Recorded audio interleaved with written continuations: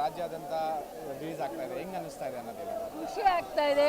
ಮೊದಲನೇದಾಗಿ ನಮ್ಮೆಲ್ಲ ಸೆಲೆಬ್ರಿಟಿಗಳಿಗೂ ಅನ್ನದಾತರಿಗೂ ಧನ್ಯವಾದಗಳು. ಯಾಕೆಂದರೆ ಸೆಲೆಬ್ರಿಟಿ ಅನ್ನೋರು ಯಾರೂ ಇಲ್ಲಿ ದುಡ್ಡಿರೋರು ಬಂದಿಲ್ಲ, ಎಲ್ಲ ಬಡವ್ರ ಮಕ್ಕಳೇ ಬಂದಿರೋದು. ದುಡ್ಡಿದ್ದವ್ರು ಬೇರೆ, ಬಡವ್ರ ಮಕ್ಕಳು ಬೇರೆ. ಬಡವ್ರ ಮಕ್ಕಳು ಮನಸ್ಸಲ್ಲಿ ತುಂಬ ಪ್ರೀತಿ ಇರುತ್ತೆ ಅವ್ರಿಗೆ. ಆ ಪ್ರೀತಿಯಿಂದ ಇಷ್ಟೊಂದು ಜನ ಬಂದಿದ್ದಾರೆ. ಯಾಕೆಂದರೆ ಅವ್ರು ಆಲ್ರೆಡಿ ಬರೆಸ್ಕೊಂಡಿದ್ದಾರೆ ಸೆಲೆಬ್ರಿಟಿ ಅಂತ.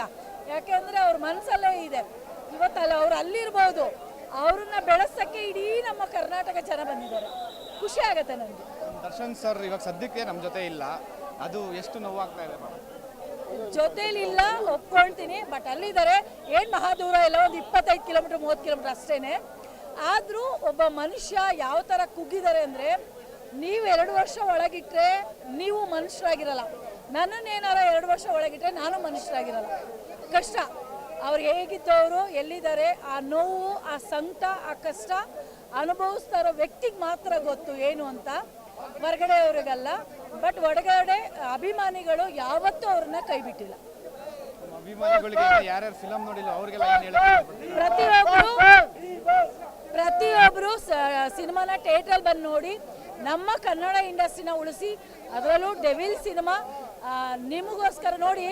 ಅವರು ಹೊರಗಡೆ ಬಂದ್ರಲ್ಲ, ಆವಾಗ ಹೊರಗಡೆ ಬಂದಿದ್ದ ಕಾರಣ ಸಿನಿಮಾ ಮುಗಿಸ್ಕೊಡ್ಬೇಕು ಅಂತ, ಓಡಾಡಬೇಕು ಸುತ್ತಬೇಕು ಅಂತಲ್ಲ ಅವ್ರು ಬಂದಿದ್ದು.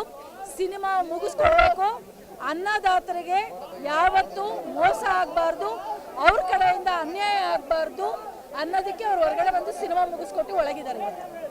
ಯಾಕೆ ಅಂದರೆ, ಒಂದು ನಾನು ನೋಡಿರೋಂಥ ದರ್ಶನ್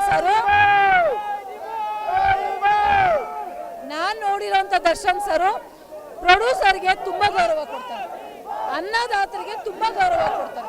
ನೀವೆಲ್ಲೇ ಹೋಗಿ ಅನ್ನದಾತರೆ ಬನ್ರಿ ಇಲ್ಲಿ ಅಂತ ಪಕ್ಕದಲ್ಲಿ ನಿಲ್ಲಿಸ್ಕೋತಾರೆ. ಮುರಳಿ ಅವ್ರದ್ದು ಇದೊಂದು ಇನ್ಸಿಡೆಂಟು ನಮ್ಮ ಕಲಾವಿದರ ಸಂಘದಲ್ಲಿ ನಡೆದಿರೋವಂಥದ್ದು. ಮುರಳಿ ಸರ್ ಅವ್ರದ್ದು ಬರ್ತಡೆ, ಶ್ರೀ ಮುರಳಿ ಅವ್ರದ್ದು. ನಾವು ಹಾರ ಪೇಟ ಅವ್ರಿಗೆ ಹಾಕಕ್ಕೆ ಹೋದ್ವಿ, ದರ್ಶನ್ ಸರ್ಗೆ ಹಾಕಿಸ್ಕೊಳ್ಳಿಲ್ಲ. ಅವರು ಮುರಳಿ ಅವ್ರನ್ನ ಕರೆದು ಪಕ್ಕದಲ್ಲಿ ನಿಲ್ಲಿಸ್ಕೊಂಡು ಶಾಲು ಅವ್ರು ಹಾಕಿದ್ರು. ಅದು ಅವ್ರ ಗುಣ. ಬಟ್ ಅವ್ರ ಜೊತೆ 9 ಸಿನಿಮಾ ಮಾಡಿದ್ದೀನಿ. ಬಟ್ ಖುಷಿ ಆಗತ್ತೆ. ನಾನು 22 ವರ್ಷ ಇಂಡಸ್ಟ್ರಿ, ಫಸ್ಟ್ ಟೈಮ್ ನಾನು ಬಂದಿರೋದು ಈ ಥರ ಸೆಲೆಬ್ರಿಟಿ ಶೋಗೆ, ಫಸ್ಟ್ ಟೈಮ್ ಬಂದಿರೋದು. ನನಗೆ ತುಂಬ ಖುಷಿ ಇದೆ. ಪ್ರತಿಯೊಬ್ಬರು ಬಂದು ಸಿನಿಮಾ ನೋಡಿ.